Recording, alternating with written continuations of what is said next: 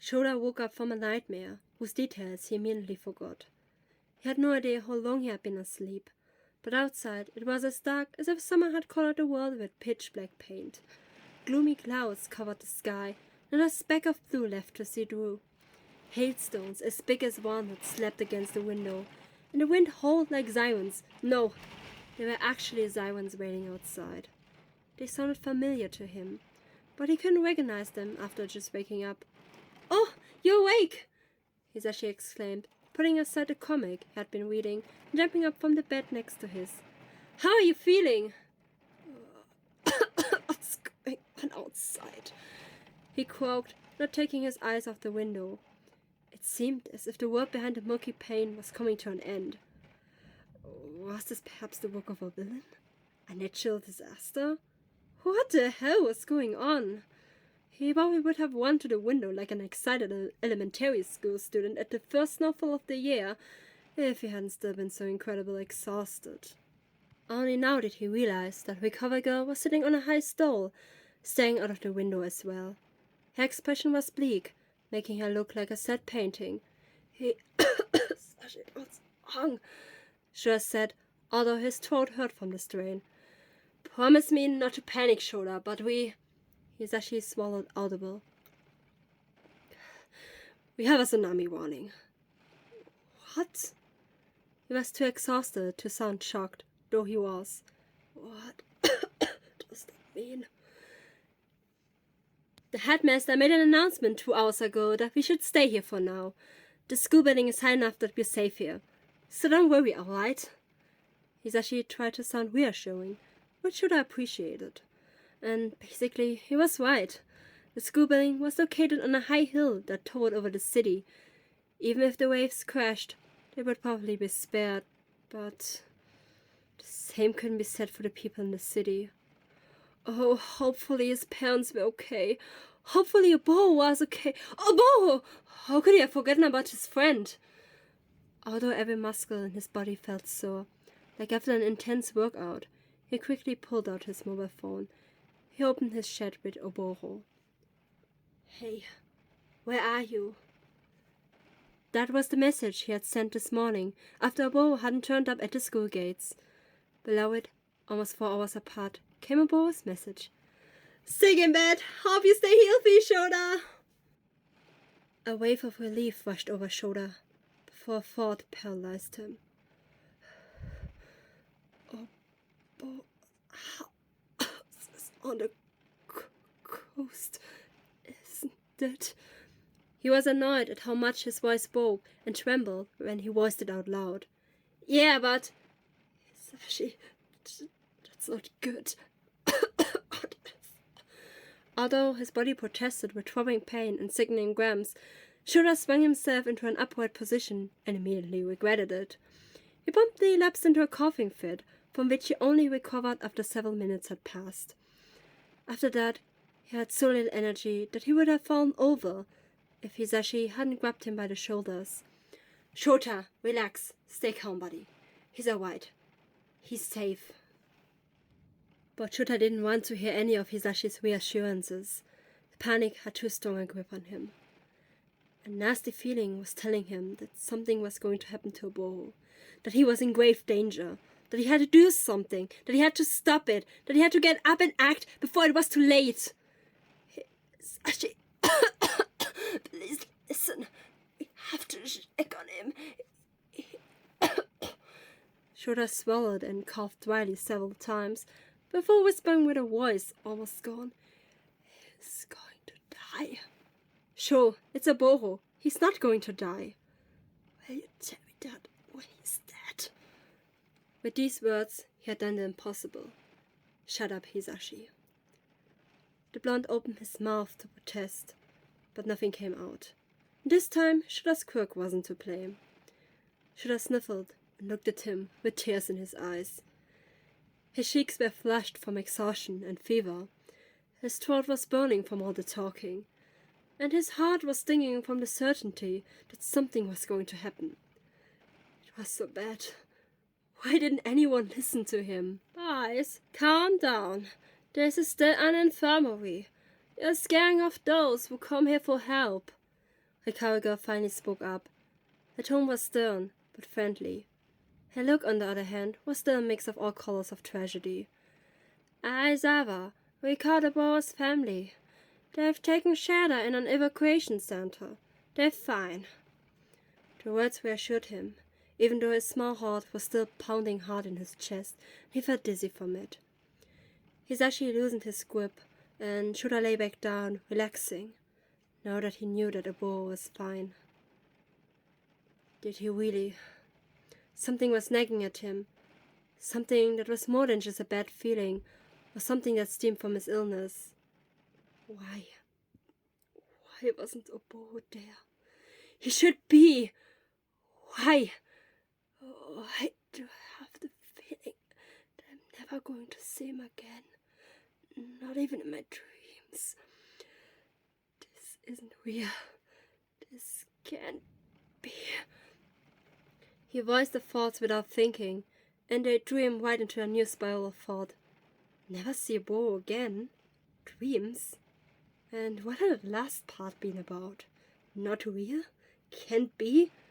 What was his fevered mind thinking? Of course he would see Oboro again. The tsunami warning would eventually be lifted. He, or rather they, would recover from the Quirk flu and see each other again at school. So freaking mind, tell him. Why did it feel like saying goodbye forever? Shouta felt warm fingers on his trembling ones. A soft hand placed itself on his and squeezed it tightly. Hisashi smiled at him like the sunshine that was missing from the sky.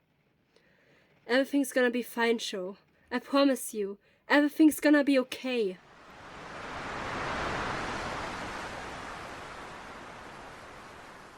Everything's gonna be fine, Shouta. I promise you. Everything's gonna be okay. Hisashi pressed a lukewarm cloth on his forehead, which felt icy cold against his skin. The air in the room blew coldly against his chest. Shouta assumed that Hisashi had removed his clothes. Whatever had he been wearing before? Probably not his school uniform. Shouta's whole body was shaking and his teeth were chattering. He curled up into a ball to get at least a little warm, but Hisashi's gentle touch forced him to stretch out. Someone was working on his leg. He felt lukewarm cold swept around his calves.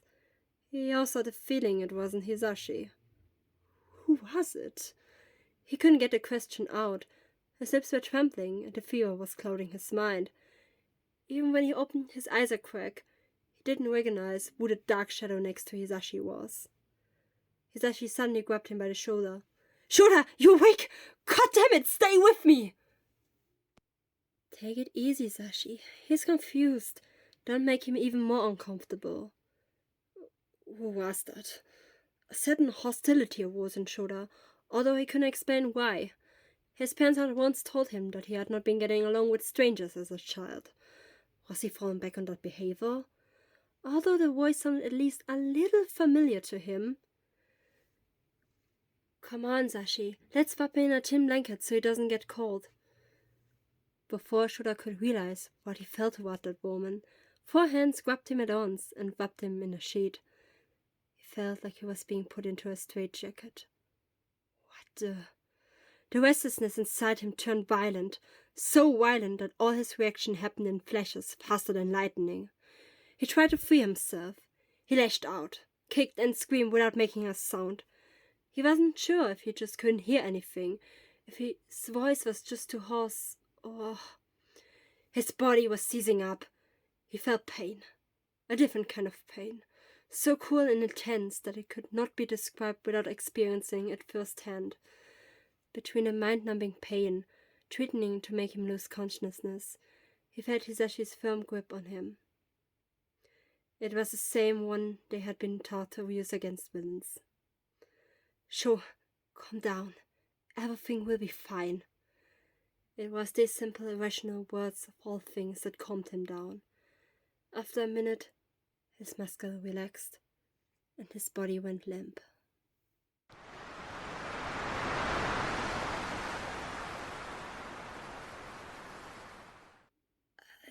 I'm scared, Hisashi.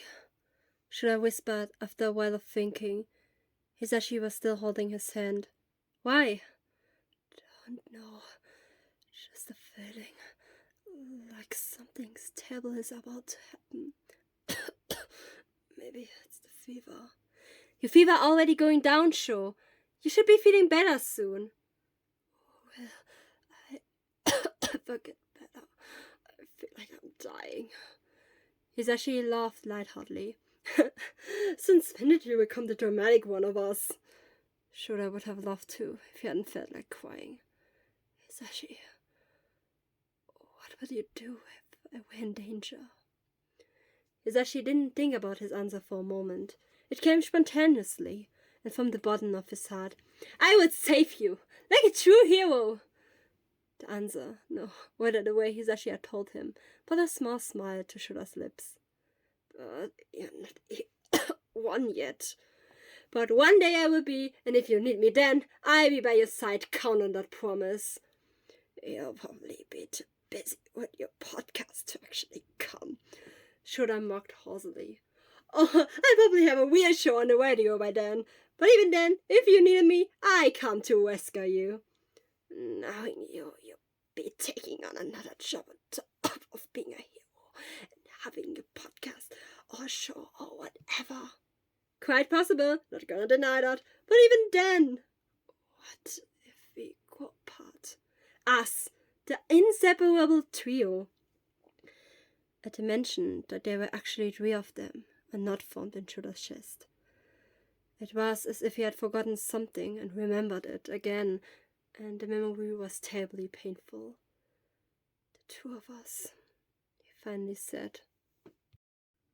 Oh, sure, what possible reason could be for that? I can think of thousands. Your voice, for example. You wouldn't turn your back on me just because you're annoyed by my voice. Probably not. No. Shouta thought frantically. Something serious would have to happen for him to distance himself from Hisashi. But why was he even thinking about it? That would never happen. That would never happen. That... Shouta's gaze started to the window for no particular reason. He thought he saw a faceless figure behind it, among the grey tones of the sky, a being made of black mist with 2 flickering eyes. He blinked, and the apparition had disappeared. Strange. Hisashi looked at him as if he was feeling his pain. Sure, what's wrong? Nothing. It's fine. Is my fever really going down?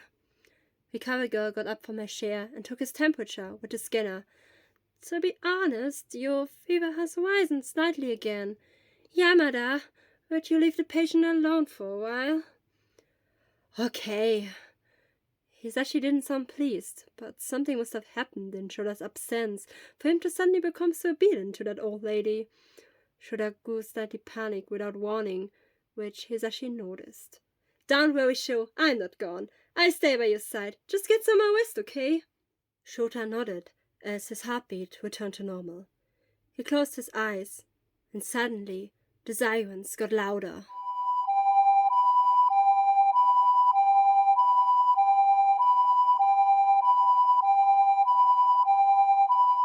Blue light flooded the schoolyard and shone into the classroom, but Shouta only realized when he forced his eyes open. The small outline of a person emerged from the fog of days and settled into a familiar figure. A grandmotherly lady with a doctor's coat over her hero outfit, a purple visual, and a siren stuck in her white bun. The cover girl didn't look a bit older than she had 15 years ago. That reassured Shouta in a strange way. She bent over him, leaning on her walking stick, as the lines of a gentle smile formed around her lips, though her expression remained deadly serious. Welcome back to the living, Shouta. Shouta? Since when did they speak on such familiar terms? Wait, he was a teacher, not a student. Of course they spoke to each other casually. Still, the idea of him and Recover Girl working at the same school irritated him. He had just been a student and her patient. Was he still? No, wait. More importantly, what did she mean by her words? He hadn't been dead. He had been dead, had he? Shouta swallowed a huge lump of confusion and retched. Gasping, he doubled over and vomited, producing nothing more than a mouthful of sour stomach acid. He spat into a bowl that recovery girl held out to him. His throat burned like fire afterwards, and he let out several dry coughs from the top of his lungs. Oh dear, this must be pretty hard on you. Recovery girl dabbed his mouth with a soft glove. The professional undertone suggested that this was not the first time she had comforted someone.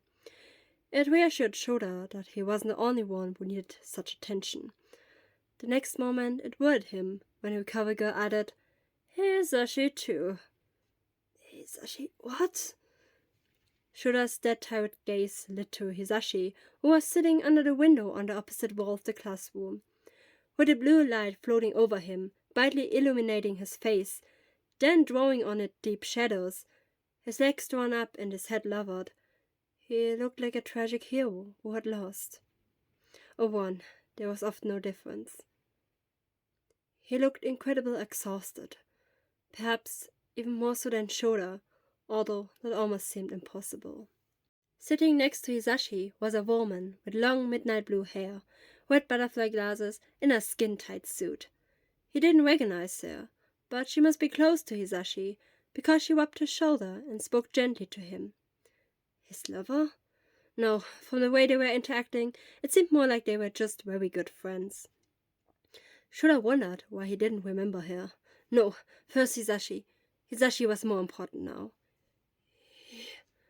Shouta was startled by how bitter his voice sounded, and how much it felt like he was rubbing the words over rough sandpaper in his throat. Nevertheless, he finished breathing. Hisashi. All at once, Hisashi jerked up as if struck by lightning. He jumped up, stumbling to him and dropping to his knees beside him. His mouth formed sounds that Shouta wasn't sure if they were reassuring shh or the beginning of his name. Maybe it was both. Hisashi rubbed his shoulders, just like the woman had just done for him, only more intensely. Shouta flinched away. It was out of reflex. Sure? It all confused him so terribly. The whole situation, Hisashi's care, the weird looks from those present.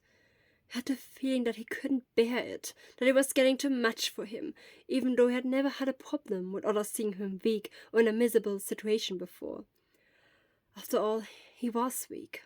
He couldn't fight with his Quirk, no matter how hard he tried, and at UA he had always been the taillight of the car that was always racing forward towards a glorious future, whether at the sports festival or in the Quirk Ascendment test. Only in the theory exams did he score highly, because he studied non-stop. So why? Why? Sure, you're strong, Hisashi whispered. Shouta felt a gentle fingertip brush a strand of hair out of his face. You're real strong. I'm proud of you. What was Hisashi babbling about? He wasn't dying. He wasn't dead. Oh wait, maybe something had happened that weren't Hisashi's dramatic reaction. But behaving like that was really and utterly irrational. Why did he think that? When Shouta looked up, he first noticed the paramedics standing in the room, packing away equipment. An infusion needle was stuck in his arm, connected to a box-like machine. There was also something glued to his chest, connected to the machine by a transparent cable. His heart rate was displayed on a monitor built into it. He couldn't read the numbers, but they were constantly changing. What had happened to him? He had so many different questions, and no strength to ask them. If you would be so kind as to take him to the infirmary, you can leave afterwards. I take care of the rest. The recovery girl said to the paramedics. They nodded and fetched a stretcher. She turned to him. We'll transport you to the school infirmary. I can monitor your condition better there. Just relax. Shouta didn't understand, but it sounded good. He was getting help, that was the main thing. But he looked at Hisashi, who had let go of him and was crouching next to him. He pressed his fingertips together as if he didn't know what to do with himself. When Hisashi noticed his gaze, he looked up and into his eyes, reading his mind. Shouta was sure. Do you want me to come with you?